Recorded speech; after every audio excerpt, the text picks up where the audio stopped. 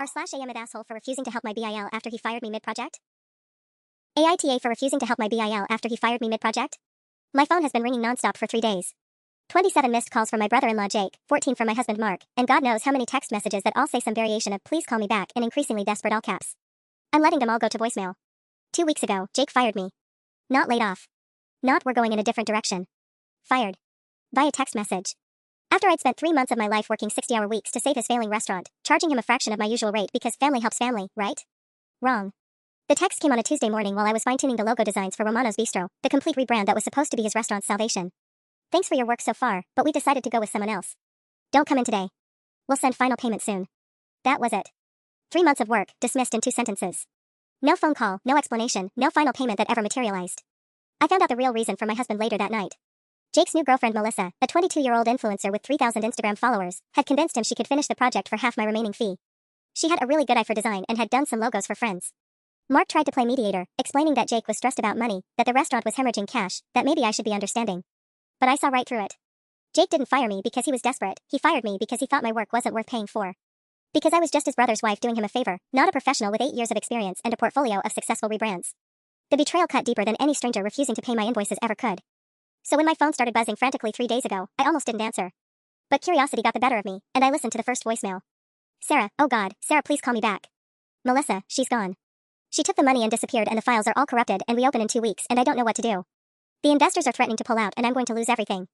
Please, I know I screwed up, but I need your help. I'll pay whatever you want, just please. The subsequent voicemails got increasingly frantic. Apparently, Melissa had taken the $8,000 deposit Jake gave her and vanished. The logo files she'd created were amateur garbage, literally clip art with a restaurant name slapped on in Comic Sans. The menu designs looked like a middle schooler's PowerPoint presentation. The website mockups were stolen templates with placeholder text still visible. Jake's grand reopening is in 12 days. He's got investors flying in, food critics with reservations, and a marketing campaign already launched with promotional materials that don't exist. Without a complete rebrand, Romano's Bistro will close permanently. Jake will lose his life savings, the family restaurant that's been his dream for 5 years, and probably his house. My husband has been begging me to help. He learned his lesson, Mark keeps saying. He knows he messed up. Please don't let pride destroy our family. But this isn't about pride. This is about respect. About Jake learning that family loyalty goes both ways, and that my expertise has value whether I'm charging full price or doing him a favor. The phone is ringing again. Jake's name flashing on the screen. I'm still not answering. The voicemails are getting worse. Sarah, it's Jake again. I went to your office today, but you weren't there. Look, I know I don't deserve your help, but it's not just about me anymore. I had to lay off Maria and Tony yesterday. They've got kids, Sarah. Maria's been with us since we opened, and I had to look her in the eye and tell her there's no money left for payroll. I delete it without finishing. Then immediately hate myself for caring enough to feel guilty. Mark's been sleeping in the guest room for 2 nights now. Not because I kicked him out, but because the tension in our bedroom has become suffocating. Last night I heard him on the phone with his mom at 2 a.m., his voice hushed but desperate. I don't know what to do, Mom. She's not wrong to be angry, but if Jake loses the restaurant. The Castellis don't just lose businesses. They lose pieces of their soul. That restaurant represents 4 generations of recipes, of tradition, of Jake's grandfather's dream brought to America in 1952. Mark's told me the stories 100 times, how Nono saved every penny working in steel mills to buy that first tiny storefront, how the family recipes were written on index cards in his grandmother's careful handwriting, how Jake spent his childhood rolling meatballs in the back kitchen. I get it. I do. But understanding the stakes doesn't erase what Jake did to me. My business partner Lisa cornered me at our shared office space this morning. You know I love you, but you're being talked about, she said, not unkindly. Word's getting around that you're letting your brother-in-law's restaurant fail out of spite. Some people are saying you're petty, that family should come first. Family should come first, I repeated slowly. Tell me, Lisa, when Jake fired me via text, was he putting family first then? She didn't have an answer for that. But her words stuck with me because I know how this industry works. Reputation is everything. If this story gets twisted, if I become the designer who let her family business fail over a grudge, it could follow me for years. Potential clients might see me as vindictive, unprofessional, someone who puts personal drama over business relationships. The irony is suffocating. I'm protecting my professional reputation by refusing to work, but that refusal might damage my professional reputation anyway. Then there's the money Jake owes me. $3,000 for the work I'd already completed when he fired me. $3,000 that was supposed to cover my mortgage last month, that I had to pull from my emergency fund instead. He's offering to pay whatever I want now, but he still hasn't paid what he already owes. My phone buzzes with a text from my sister-in-law Angela. Sarah, I know this isn't my business, but Jake's been crying. Like, actual tears. I've never seen him cry, not even at his dad's funeral. Whatever happened between you two, maybe it's time to forgive? Everyone wants me to forgive. To be the bigger person. To save the day and preserve family harmony. Mark's entire family is probably sitting around their Sunday dinner table right now, discussing what a stubborn, heartless bitch I'm being while Jake's world crumbles around him. But where were all these family loyalty speeches when Jake chose to believe his girlfriend over me? Where was the concern for family harmony when he discarded 3 months of my work like garbage? 10 days until the restaurant opens. 10 days until Jake either pulls off a miracle or loses everything. My phone rings again. This time it's Mark. For the first time in 3 days, I answer. Sarah. Mark's voice sounds hollow, exhausted. Thank God you picked up. What do you want, Mark? I'm sitting in my car outside the grocery store, but I can't bring myself to go in. Everything feels surreal, like I'm watching my life happen to someone else. I need to tell you something. About Jake. About why he really fired you. My grip tightens on the phone. I already know why. Melissa convinced him she could do it cheaper. That's not the whole truth. Mark takes a shaky breath. I didn't want to tell you because I thought it would make everything worse, but Jake's been getting pressure from the investors. They've been questioning every expense, demanding to see receipts for everything. When they saw he was paying you $8,000 for the rebrand. $8,000 that was already a massive discount from my usual $15,000. I know, baby, I know. But they didn't see it that way. They told him he was being taken advantage of, that he was paying family rates that were inflated. They threatened to pull their funding if he didn't cut costs immediately. I feel something cold settle in my stomach. So he threw me under the bus to appease investors who don't know shit about design. He panicked. The investors were his last hope, and when Melissa offered to do it for $4,000, he thought. Mark trails off. He thought what? That I was scamming him? He thought he could save the restaurant and deal with the family fallout later. He was going to explain everything after the reopening, make it up to you somehow. I laugh, but there's no humor in it. Make it up to me? By paying me with profits from a successful launch that I wouldn't have been part of? Sarah, there's more. Mark's voice drops. The investors pulled out anyway. Yesterday. They said the marketing materials Melissa created looked unprofessional and amateurish. They're demanding Jake return their initial investment by Friday or they're taking legal action. The pieces start clicking together. How much? $45,000. Jesus Christ, Mark. If Jake can't pay them back, they're not just suing him. They're going after the restaurant's assets, the equipment, everything. And since Jake used the building as collateral. Mark's voice cracks. Mom and Dad co-signed the loan. If this goes south, my parents lose their house. The phone slips in my sweaty palm. Mark's parents, Maria and Tony Castelli, who treated me like their own daughter since the day Mark brought me home. Who insisted on paying for our entire wedding when my parents couldn't afford it. Who show up at my gallery showings and brag to their friends about their artist daughter-in-law. You should have led with that, I whisper. I didn't want to manipulate you. This has to be your choice. But it's not really a choice anymore, is it? The equation has changed completely. This isn't just about Jake losing his dream restaurant or me protecting my professional dignity. This is about two people in their 70s losing their home because their son made a catastrophic business decision. There's something else, Mark continues. I talked to Angela this morning. She said Jake's been reaching out to other designers, trying to find someone who can pull this off in 10 days. Nobody will touch it. The timeline's impossible, and the budget's non-existent. What budget? Whatever's left in his personal savings after he pays back the deposit money Melissa stole. Maybe $2,000. $2,000 for a complete rebrand in 10 days. I close my eyes. That's not even minimum wage. Sarah, I'll call you back. I hang up and sit in the parking lot, watching families load groceries into their cars, living their normal Tuesday afternoon lives while mine implodes in slow motion. My phone immediately starts buzzing with texts from Mark, but I don't read them. Instead, I start the car and drive toward Romano's Bistro. I pull into the parking lot of Romano's Bistro and immediately regret coming here. The place looks like a construction zone, scaffolding everywhere, windows covered in brown paper, debris scattered around the entrance. A handwritten sign taped to the door reads reopening soon, in Jake's messy handwriting, the exclamation point doing nothing to hide how desperate it looks. My hands are shaking as I dial Jake's number. He answers on the first ring. Sarah? His voice is hoarse, like he's been shouting or crying or both. I'm outside the restaurant. You're, what? Why? Because I needed to see how bad this really is. Open the door, Jake. 5 minutes later, he's unlocking the front entrance, and I barely recognize him. Jake's always been the golden boy of the Castelli family, charming, competent, perfectly groomed. The man standing in front of me looks like he's aged 5 years and 2 weeks. His hair is unwashed, his shirt wrinkled, and there are dark circles under his eyes that make him look haunted. Sarah, don't. I push past him into the restaurant. Just show me what we're working with. The interior is worse than I expected. Half the walls are painted in what I can only describe as aggressive neon yellow, clearly Melissa's artistic vision. The other half are still the old burgundy that screamed outdated Italian stereotype. Promotional materials are scattered across tables, business cards with fonts that look like they were designed in 1995, a menu layout that hurts to look at, and a logo that appears to be clip art of a cartoon chef giving a thumbs up. Jesus, Jake. This is what you fired me for? He slumps into one of the chairs. She said she had experience. She showed me a portfolio. A fake portfolio, obviously. I pick up one of the business cards. The colors are so saturated they practically glow. Did you even check her references? I was desperate, okay? The investors were breathing down my neck, and she seemed so confident, and... He runs his hands through his greasy hair. And I'm an idiot who ruined everything. My phone buzzes. It's a text from my biggest client, Morrison Hotels. Hi Sarah, heard through the grapevine that there might be some family drama affecting your current projects. Call me when you get a chance. We need reliability for our Q1 campaign launch. My stomach drops. The gossip is already spreading beyond my immediate circle, reaching actual clients. Morrison Hotels represents 30% of my annual income. Sarah? Jake notices my expression. What's wrong? Nothing you need to worry about. I pocket my phone, but my mind is racing. If Morrison drops me, and this story keeps circulating that I'm unprofessional and vindictive, I could lose everything I built. My business, my reputation, my financial independence. Look, Jake continues, I know I screwed up. I know saying sorry doesn't fix anything. But I'm begging you. Stop begging. It's pathetic. The words come out harsher than I intended, but I'm tired of everyone treating me like the villain while Jake gets to play the victim. You want to know what really pisses me off? It's not even that you fired me. It's that you didn't respect me enough to have an honest conversation about the pressure you were under. I was trying to protect you from the stress. Bullshit. You were protecting yourself from an uncomfortable conversation. You took the easy way out and let me think I'd done something wrong for 2 weeks. Jake's phone starts ringing. He glances at it and his face goes white. It's the lawyer. The investor's lawyer. We stare at each other across the disaster zone of his restaurant, both knowing that whatever he's about to hear will make everything infinitely more complicated. Jake's hands are trembling as he answers the phone. Hello, this is Jake Castelli. I can't make out the words, but the lawyer's tone carries across the restaurant, sharp, impatient, final. Jake's face cycles through confusion, panic, and then something that looks like complete defeat. But I thought, no, I understand. Yes, sir. Thank you. He hangs up and stares at the phone for a long moment. Well? I ask, though I'm not sure I want to know. They moved up the deadline. They want the money by tomorrow at noon, not Friday. His voice is completely flat. Apparently Melissa tried to use some of their initial investment to secure a loan under the restaurant's name. It didn't work, but it spooked them. They think I'm part of some elaborate fraud scheme. Are you kidding me? What else did this woman do? I don't know. I can't reach her, her phone's disconnected, and the address she gave me doesn't exist.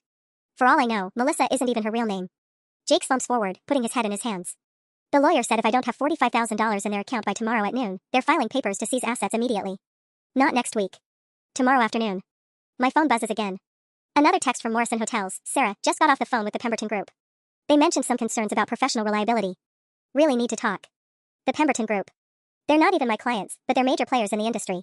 If they're talking, everyone's talking. My reputation isn't just damaged, it's being systematically destroyed while I stand in this neon yellow nightmare trying to figure out how to save my husband's family. I need to ask you something, I say, and I need you to be completely honest with me. Jake looks up. Okay. How many people know the details about why you fired me?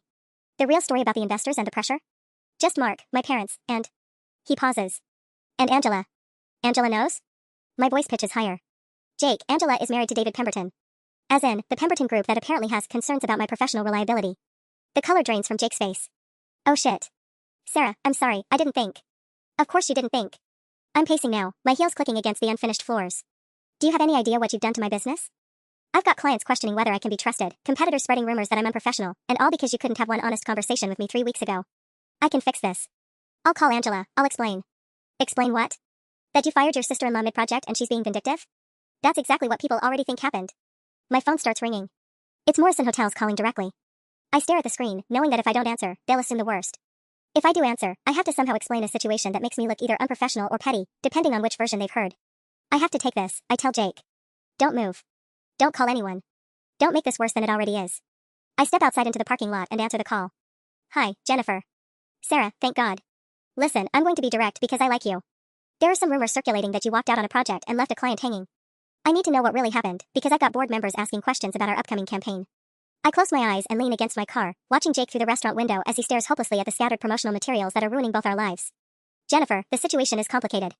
I'm trying to keep my voice steady while watching Jake pace frantically inside the restaurant. The client in question is family, and there were some miscommunications about project scope and timeline. Family? Jennifer's tone shifts, and I can practically hear her eyebrows raising. Sarah, please tell me you didn't take on a family project that's now affecting your professional relationships. Before I can respond, a black BMW pulls into the parking lot. My heart sinks as I recognize it, it's my father-in-law's car. He gets out looking grim, followed by my mother-in-law, who's clutching her purse like a shield. This is about to get so much worse. I need to call you back, Jennifer. Something's come up. Sarah, wait. I need an answer by tomorrow morning. The board meets at 10, and if I can't give them assurance that this won't impact our timeline. I understand. I'll call you first thing. I hang up as my in-laws approach. Sarah, honey, Donna says, her voice strained. What are you doing here? Mark said you were helping Jake, but I thought. She looks confused, like she can't reconcile my presence with whatever version of events she's heard. Mom, I'm trying to figure out what can be salvaged. I gesture toward the restaurant. Though I'm starting to think the answer is nothing. Frank pushes past us toward the door. I want to see exactly how bad this is. $45,000 by tomorrow, this is insane. We follow him inside, where Jake immediately starts apologizing again. Dad, I'm sorry, I know you warned me about rushing into business partnerships. Business partnerships? Frank's voice echoes off the half-painted walls. Son, this wasn't a business partnership. This was a con job, and you fell for it completely. Frank, Donna warns, but he's just getting started. You fire the one person in this family who actually knows what she's doing, for what? To save a few $1,000s? And now Sarah's business is suffering because you couldn't keep your mouth shut about family matters. My business is suffering? I look between them. What exactly has been said? Donna wrings her hands. Well, Angela mentioned to a few people at the country club that there was some drama with the family project, and you know how these things spread. The country club. I feel sick. Donna, do you realize that half my client base belongs to that country club? My phone buzzes with another text. This one is from Rebecca Chan, who runs a boutique marketing firm and occasionally sends overflow work my way. Hey girl, hearing some weird stuff about you walking out on projects. Everything okay? Then another from Tom Rodriguez, a fellow freelancer. Sarah, people are saying you're difficult to work with now? What's going on? This is a disaster, I mutter, scrolling through the messages. My professional network is imploding in real time. I can fix this, Jake says desperately. I'll call everyone, explain what really happened. And say what? That you fired me because I was too expensive, then hired a con artist who stole your money? That makes you look incompetent and me look overpriced. Frank kicks at one of the scattered business cards on the floor. There's got to be something we can do.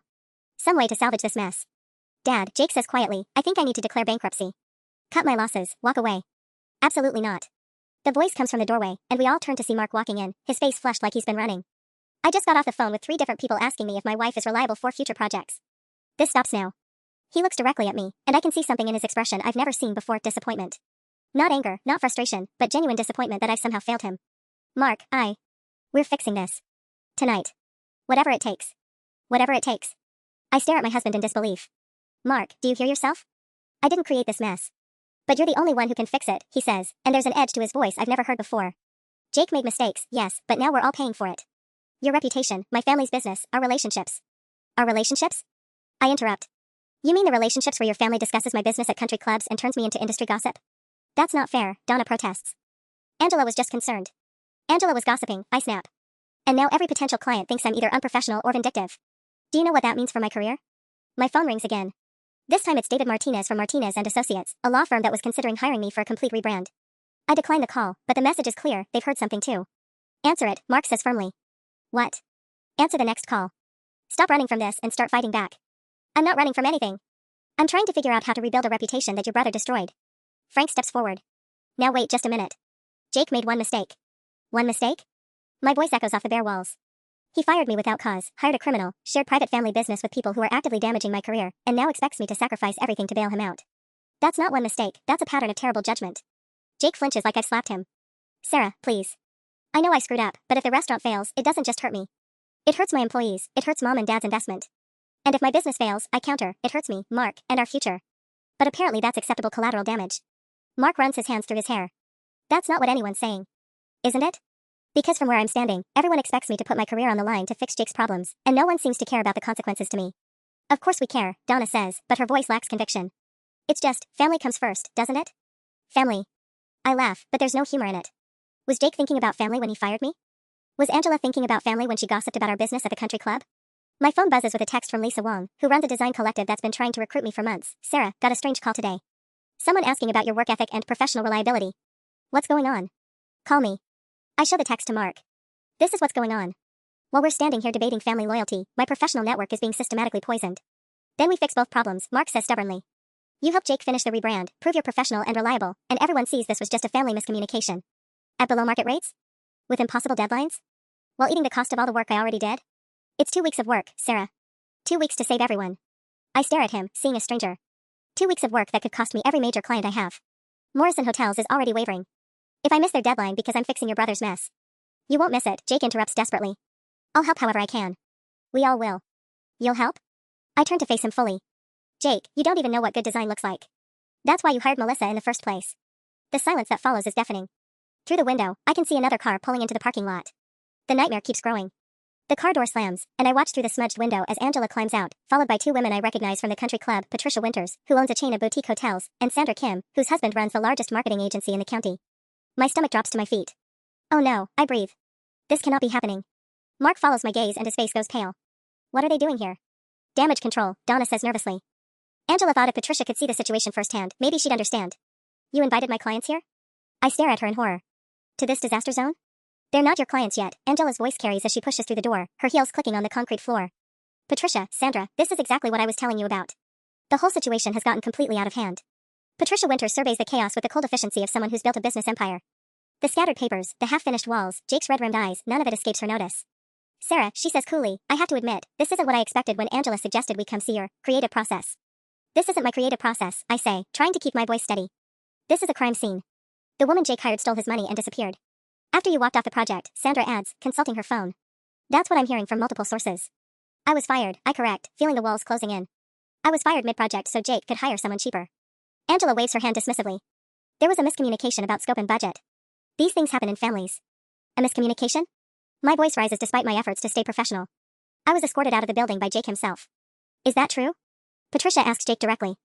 He shifts uncomfortably under her gaze. Well, yes, but Sarah was demanding changes to our agreement. I was demanding payment for work already completed, I interrupt. 3 months of work at 20% below my normal rate. Patricia raises an eyebrow. You were working for family rates and still got fired? It's complicated, Mark says quickly, shooting me a warning look. Sarah, maybe we should discuss this privately. Why? I snap. Everyone's already discussing it publicly. Angela made sure of that. The tension in the room ratchets up another notch. Sandra is typing furiously on her phone, probably updating her contacts in real time. This is turning into a live demonstration of everything potential clients fear about working with freelancers: drama, unpredictability, family complications bleeding into business. Look, Frank interjects, we're all family here. We can work this out. Are we? I ask, looking around the room. Because family doesn't usually sabotage each other's careers. My phone buzzes again. This time it's a call from Morrison Hotel's main number. My biggest potential contract, calling while I'm standing in this nightmare. I have to take this, I say, but Patricia speaks first. Don't bother. I just texted the Morrison team myself. She shows me her phone screen. I know Jessica Morrison quite well. Told her she might want to reconsider. The room goes dead silent. Even Angela looks shocked. Patricia, Donna whispers, surely that's not necessary. A designer who abandons projects midstream and gets into public disputes with clients? Patricia shrugs. Jessica's opening 12 hotels this year. She can't afford that kind of risk. My career is imploding in real time, and everyone is just standing here watching it happen. You just cost me a $250,000 contract, I say quietly. No, Patricia replies, your unprofessional behavior cost you that contract. I just saved Jessica from making an expensive mistake. The words hit me like a physical blow. A $250,000. Gone. Just like that. Unprofessional behavior? I repeat, my voice eerily calm. Patricia, what exactly do you think happened here? I think a contractor walked off a job mid-project, leaving a client in crisis, she says matter-of-factly. Then refused to help resolve the situation she created. The situation I created? I laugh, and it sounds unhinged even to my ears. The situation where I was fired so my brother-in-law could hire a con artist? Sandra looks up from her phone with a frown.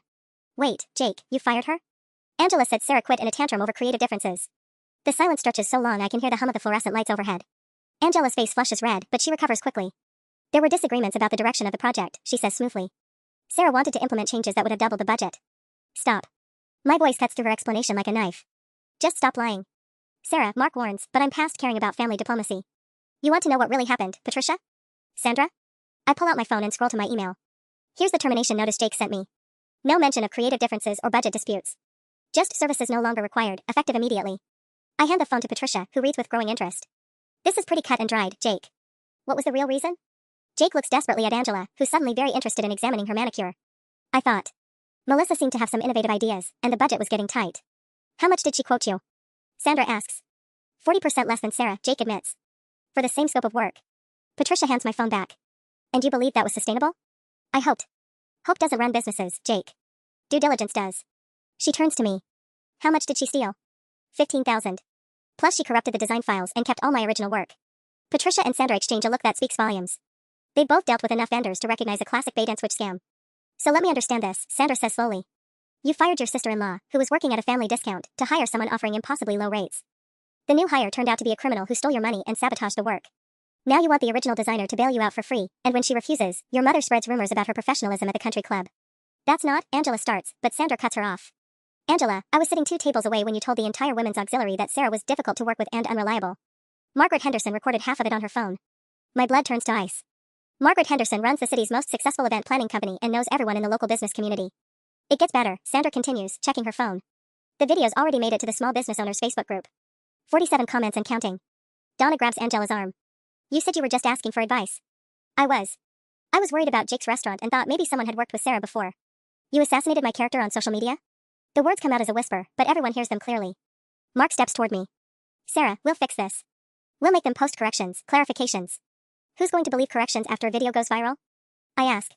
Margaret Henderson has 3,000 followers. Every potential client in the city has probably seen this by now. My phone starts ringing again. And again. And again. The hits just keep coming, and I'm starting to realize that no matter what I do about Jake's restaurant, my reputation might already be beyond saving. I answer the phone on the 4th ring, hoping against hope it's someone calling to offer work. Sarah Mitchell Design? My voice cracks despite my efforts to sound professional. Is this Sarah Mitchell? The woman's voice is crisp, unfamiliar. This is Rebecca Chen from Hartwell and Associates. We handle PR crisis management. My stomach drops. I'm sorry, what? I'm calling about the video circulating in the local business community. Several of our clients have asked us to reach out. I close my eyes. Let me guess. They're canceling contracts? Actually, no. 3 of them want to hire you. The world tilts sideways. What? Ms. Mitchell, have you seen the comments on Margaret Henderson's video? I fumble for my laptop, which Marcus has set up on a folding table. The Wi-Fi is spotty, but eventually Facebook loads.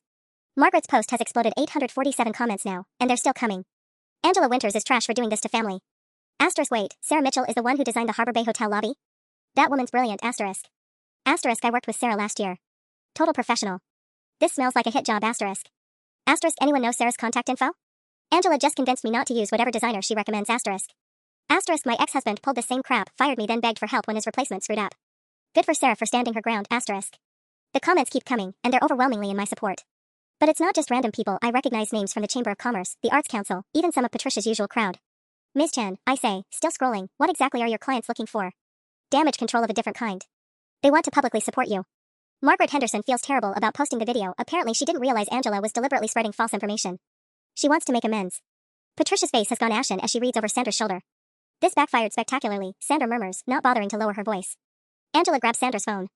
Those comments are taken out of context. People don't understand the full situation. Angela. Frank's voice is sharp enough to cut glass. Stop talking. Right now. But Dad, they're making me look like exactly what you are, he says flatly. Mark, take your mother home before she makes this worse. Mark looks torn between staying with me and managing the family crisis. Sarah, go, I tell him. Your family needs damage control more than I do.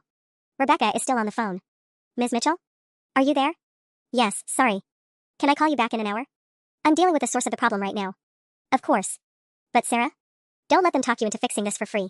What they did to you was unprofessional and malicious. You hold all the cards now. She hangs up, leaving me staring at my phone. In the space of 10 minutes, I've gone from career suicide to having a crisis management firm calling me with job offers. Jake clears his throat. Sarah, I know things look bad, but maybe this is actually good news? If people are supporting you. Jake. I turn to face him, and something in my expression makes him step back. Do you understand what just happened here? The video backfired, he says hopefully. Your mother just handed me the most powerful weapon I could possibly have against your family. Every business owner in the city now knows exactly how the Winters family treats people who try to help them. Patricia's phone starts ringing. She glances at it and grimaces. It's Morrison Hotels. Jessica probably wants to reconsider her position. The irony is so perfect it's almost painful. Half an hour ago, these people destroyed my career. Now they're scrambling to manage their own reputation crisis. And Jake's restaurant is still 12 days away from its grand opening, with no working designs and no money left to hire anyone else. Sarah, Jake says desperately, what do you want? Name your price. Finally. The magic words. But now that I'm hearing them, I realize the answer isn't what I expected. I look at Jake for a long moment, watching him sweat. The power dynamic has completely flipped, and we both know it. But the sweet taste of vindication is already turning bitter in my mouth. My price? I repeat slowly. Jake, I don't think you can afford my price anymore. Sarah, please. The restaurant is 12 days from opening with no branding, no marketing materials, and no money left to hire anyone legitimate. I close my laptop with a decisive snap. Do you know what my rush rate is for salvage jobs? Triple my normal fee, plus materials, plus a penalty for the compressed timeline. Jake's face goes white. Triple? That's assuming the work is even salvageable. If I have to start from scratch because your girlfriend corrupted everything? We're looking at quadruple, minimum. Patricia clears her throat. What kind of numbers are we talking about? I pull up my calculator app, making a show of running figures. Original contract was 12,000. Rush salvage rate would be 36,000, plus materials, call it 40,000 total. Starting from scratch? 48,000, and that's with me working 18-hour days to meet your deadline. The silence is deafening. 48,000? Angela's voice cracks. That's robbery. That's what you pay when you fire your discount family designer to chase after a con artist, I reply calmly. Market rate for emergency rebranding with a 12-day deadline. Frank runs his hands through his hair. Jake, the insurance money won't cover that. We'd have to take out another loan. Which no bank will approve with 12 days notice, Patricia adds helpfully. Not for a restaurant that's already leveraged. My phone buzzes with a text from Rebecca Chen, asterisk 3 more inquiries in the last 20 minutes. Margaret Henderson wants to feature you in her newsletter as an apology. This is turning into the best accidental PR campaign I've ever seen, asterisk. I show Mark the text. His eyebrows shoot up, and despite everything, I catch a hint of pride in his expression. Sarah, this is incredible. You could leverage this into. Into what? Forgetting how his family treated me? Into building your business beyond anything you imagined, he says quietly. Rebecca Chen doesn't call small-time designers. Her clients are Fortune 500 companies. Angela's face is getting redder by the minute. So that's it? You're going to let Jake's restaurant fail over money? After everything our family has done for you? Something cold and sharp crystallizes in my chest. What exactly has your family done for me, Angela? Because from where I'm standing, you've spread lies about my work, cost me my reputation, and now you're acting like I owe you something. We welcomed you into this family. You tolerated me because Mark loves me. There's a difference. Sandra's phone starts ringing. She glances at it and frowns. It's the Patterson Group. They're not supposed to call until Monday. She answers, walking a few steps away. Patricia is doing math on her phone. Jake, even if we could get the money, there's no guarantee Sarah can deliver a complete rebrand in 12 days. The printing alone. The printing's the least of your problems, I interrupt. I'd need to see what Melissa actually delivered before I could even give you a realistic timeline. For all I know, she didn't just corrupt the files, she might have sabotaged the trademark applications, the permit paperwork, everything. Jake goes even paler. The permits? Did you check? When she disappeared, did you verify that all your legal documentation was in order? The look on his face tells me everything I need to know. Sandra walks back over, phone still in hand. That was Patterson's head of marketing. Apparently, the video made it to their regional group chat. They want to fast-track their designer selection process. She pauses meaningfully. They're offering a 6-figure contract. 6 figures. I've never even dreamed of a contract that size. But Jake is family, and Mark is watching me with an expression I can't quite read. Some decisions can't be undone. 6 figures? Mark's voice is barely above a whisper. Sarah, that's everything we've been working toward. I can feel everyone's eyes on me, waiting for my reaction. The Patterson Group contract represents more than just money. It's validation, security, the kind of client that transforms a freelance career into a legitimate business. My phone buzzes again. Another notification from LinkedIn. Then another. Sarah, Jake's voice breaks through my thoughts. I know I screwed up. I know I don't deserve your help. But please, just look at what Melissa left behind. Maybe it's not as bad as we think. Sandra snorts. Jake, she transferred $15,000 out of your business account and disappeared. How could it possibly be worse? She could have filed false documents with the city, I say grimly. If she submitted permit applications with incorrect information, you're not just looking at delays, you could be looking at legal complications. Frank's phone starts ringing. He glances at it and his face hardens. It's the bank. We all watch as he steps outside to take the call. Through the window, I can see him pacing, gesturing emphatically. Whatever conversation he's having, it's not going well. Mom, Mark says quietly, what aren't you telling us? Patricia and Sandra exchange glances. It's Sandra who finally speaks. The restaurant isn't the only business affected by today's video. What do you mean? Jake asks. Morrison Hotels called Patricia 20 minutes ago. They're putting the consultation contract on hold pending a review of how the Winters family conducts business. The silence stretches out like a held breath. Morrison Hotels isn't just any client, they're Patricia's biggest account, the cornerstone of her business. How much is that contract worth? I ask, though I'm not sure I want to know the answer. 200,000, Patricia says flatly. Annual retainer. Angela's face has gone from red to white. They can't just cancel over one stupid video. They can do whatever they want, Sandra replies. And apparently, what they want is distance from this family's business practices. My phone rings. Rebecca Chen again. Ms. Mitchell? I have updates. Margaret Henderson's newsletter reaches 12,000 business owners across 3 counties. She wants to run a feature story about supporting local designers and the importance of honoring contracts. The headline she's proposing is Why Character Matters in Business. Rebecca, I appreciate the support, but there's more. The video has been shared 47 times in the last hour. Every share includes commentary supporting your position. Sarah, you're becoming the poster child for professional integrity. Through the window, I watch Frank end his call and lean against his car, head in his hands. What about the Patterson contract? I ask. Still on the table. They want to meet tomorrow morning. Frank comes back inside, looking like he's aged 10 years and 10 minutes. The bank is calling our line of credit, he announces. They want a full review of all outstanding loans by Friday. Because of the video? Mark asks. Because Morrison Hotels called them asking questions about our business practices. When your biggest client starts making inquiries about your integrity, banks get nervous. I'm watching a family implode in real time. The Winters empire, restaurants, consulting, investments, it's all connected. And one viral video is threatening to bring down all of it. Sarah, Jake says desperately, forget the restaurant. Help us fix this whole thing. Whatever you want, partnership, ownership stake, anything. Angela whirls on him. You can't give her part of the family business. What family business? Jake snaps back. You just destroyed it. Rebecca is still on the phone. Sarah? The Patterson Group wants an answer by 5 p.m. today. They're worried about market timing. 30 minutes until I have to choose between family and the biggest opportunity of my career. And Frank just confirmed the family might not survive either way. I set my phone down and look around the room at these people I've called family for 5 years. The weight of what's happening is starting to sink in. This isn't just about Jake's restaurant anymore. This is about the entire Winters family legacy crumbling in real time. Wait, I say, something clicking into place. Morrison Hotels called Patricia, and the bank called Frank. But how did they even know about the video? It's been less than 2 hours since it was posted. Sandra and Patricia exchange another one of those loaded glances. Sandra? Mark's voice carries a warning tone I've never heard before. She sighs deeply. Margaret Henderson isn't just some random business owner. She's on the board of Morrison Hotels.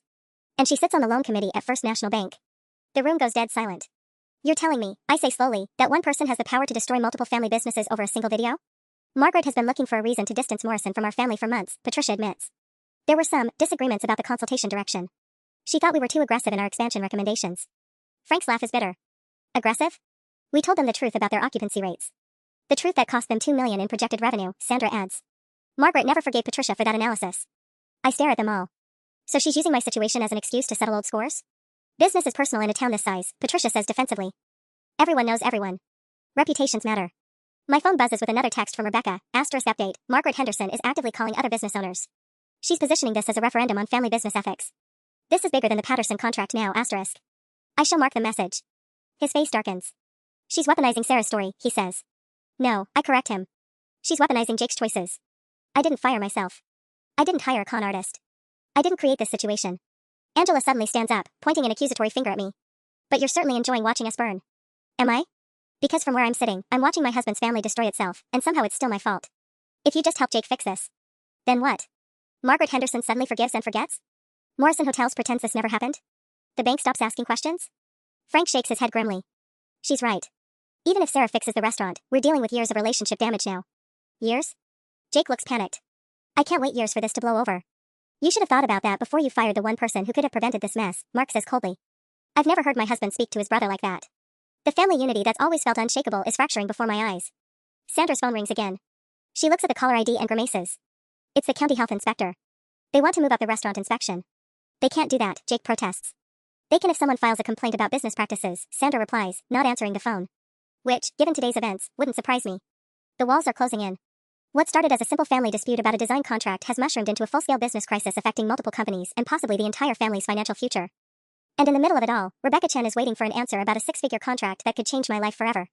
My phone starts ringing. Margaret Henderson's name appears on the screen. She's calling me directly, I announce. Mark looks at me intently. Whatever she says, remember, this isn't your mess to clean up. But as I stare at the phone, I realize that might not matter anymore. I answer Margaret Henderson's call on speakerphone. If this conversation is going to affect everyone in this room, they deserve to hear it firsthand. Ms. Mitchell, this is Margaret Henderson. I believe we need to talk. Her voice is crisp, professional, with an undertone of steel that tells me she's used to getting what she wants.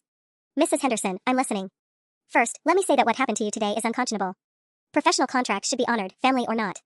That's why I've taken the liberty of sharing your story with several business leaders in our community. Patricia closes her eyes. Frank looks like he might be sick. I appreciate your support, but... However, Margaret continues, cutting me off, I'm calling because I want to make you an offer. Morrison Hotels is looking for a new design consultant. The position would be exclusive, full-time, with a starting salary of $150,000 plus benefits. The room goes completely silent. Angela's mouth falls open. Even Sandra looks stunned. That's very generous, Mrs. Henderson, but I should mention that I have family connections to the Winters businesses. Margaret's laugh is sharp. My dear, after today, I hardly think that's a concern. The Winters family has made their priorities quite clear. The question is, what are yours? Mark is staring at me with an expression I can't read. This isn't just about the Patterson contract anymore. This is a permanent position that would set us up for life. I'd need time to consider. I'm afraid time is something we don't have. The Morrison board meets in an emergency session at 4:30 today to decide whether to terminate all existing contracts with Winters Consulting. If you accept our offer before that meeting, it would demonstrate Morrison's commitment to supporting ethical business practices. If you decline, she lets the implications hang in the air. I check my watch. 4:15. 15 minutes. You're asking me to make a career decision in 15 minutes? I'm asking you to choose between a family that clearly doesn't value your contributions and a company that will. Frank suddenly speaks up. This is extortion. Mr. Winters, I didn't realize you were listening. How interesting that you characterize a legitimate job offer as extortion. Perhaps that mindset explains your family's current predicament. Margaret, Patricia tries to interject. Surely we can discuss. Mrs. Winters, you've had months to discuss. Today's event simply confirmed what I already suspected about your family's approach to business relationships. My phone buzzes with a text from Rebecca, * Patterson Group just called. Margaret Henderson contacted them an hour ago. They want to know if you're considering other opportunities before they finalize their offer *. The web of connections in this small business community is tighter than I ever imagined. Margaret isn't just offering me a job, she's orchestrating a complete realignment of business relationships, with me as the catalyst. Mrs. Henderson, I say carefully, you understand that accepting your offer would essentially destroy my husband's family business? Ms. Mitchell, I'm not destroying anything. I'm simply choosing to work with people who honor their commitments. Your brother-in-law destroyed his own business the moment he chose to break faith with family. Jake makes a strangled sound. Sarah, please. Mrs. Henderson, Mark interrupts, his voice deadly calm, my wife will need to call you back. Mr. Winters, the board meeting starts in 12 minutes. This offer expires when that meeting begins. She hangs up. The silence in the room is deafening. Through the window, I can see customers starting to gather outside Jake's restaurant, probably drawn by the drama they've seen online. 11 minutes to decide between saving my marriage and securing my future. And I still don't know if I can do both. I look around the room at faces that have been part of my life for 5 years. Patricia, who taught me how to make Mark's favorite Sunday dinner. Frank, who helped us move into our first apartment. Sandra, who's always remembered my birthday. Angela, whose wedding I helped plan. And Jake, who 3 months ago trusted me with his dream. Then I look at Mark, my husband, whose jaw is clenched as he stares at his phone. 10 minutes, he says quietly. I stand up and walk to the window, watching the small crowd that's gathered outside the restaurant. Some are filming. Others are just curious. All of them are waiting to see what happens next. I have something to say, I announce, turning back to face everyone. And I need you all to listen without interrupting. The room falls silent. Jake, you fired me because you thought family meant I'd accept less than I'm worth. You thought our relationship meant you could treat me as a backup plan while chasing a cheaper option. You were wrong. Jake opens his mouth, but I hold up my hand. But you're still family. And that means something to me, even if it didn't mean enough to you 3 weeks ago. I pull out my phone and dial Margaret Henderson's number. When she answers, I put it on speaker again. Mrs. Henderson, I have my decision. Excellent. I'm preparing to recommend you to the board. I'm declining your offer. The sharp intake of breath from Patricia is audible. Margaret's silence stretches for several seconds. Miss Mitchell, I'm not sure you understand the full scope of what you're refusing. I understand perfectly. I'm also calling Rebecca Chen at Patterson Group to accept their contract. For the full rate they offered. 6 figures, as an independent contractor. Mark's eyes widen. Even he doesn't know about Patterson's latest terms. Furthermore, I continue, I'll be working with Jake to salvage his restaurant opening. Not for free, not at a discount, but for my full professional rate. Paid in advance. Jake starts to protest about not having the money, but Frank suddenly speaks up. Winters Consulting will cover Sarah's fees for the restaurant project. Patricia stares at her husband. Frank. It's the right thing to do. It's what we should have done from the beginning. Margaret's voice cuts through the family moment. This is very disappointing, Ms. Mitchell. I hope you don't regret choosing loyalty over opportunity. Mrs. Henderson, I'm not choosing loyalty over opportunity. I'm choosing to create my own opportunities while staying true to my values. There's a difference. I hang up and immediately dial Rebecca. Rebecca, it's Sarah. I accept Patterson's offer. When do we start? Congratulations. I'll have contracts ready by tomorrow morning. This is going to be incredible. After I hang up, the room is quiet except for the sound of Sandra typing rapidly on her phone. Morrison just posted a statement, she announces. They're terminating the consulting contract, but they're not blacklisting the family. They're calling it a strategic realignment rather than a punishment. The tension in Frank's shoulders visibly eases. I look at Jake.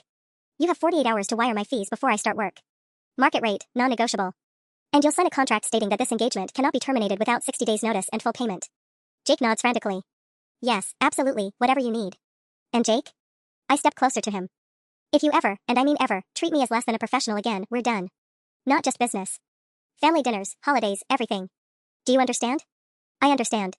Mark wraps his arm around my waist. So what's our next move? I smile at my husband. We save a restaurant, launch my independent consulting firm, and prove that sometimes you can have both loyalty and respect. Outside, the crowd is beginning to disperse. Inside, a family starts the hard work of rebuilding trust. It turns out the best revenge isn't refusing to help. It's demanding your worth.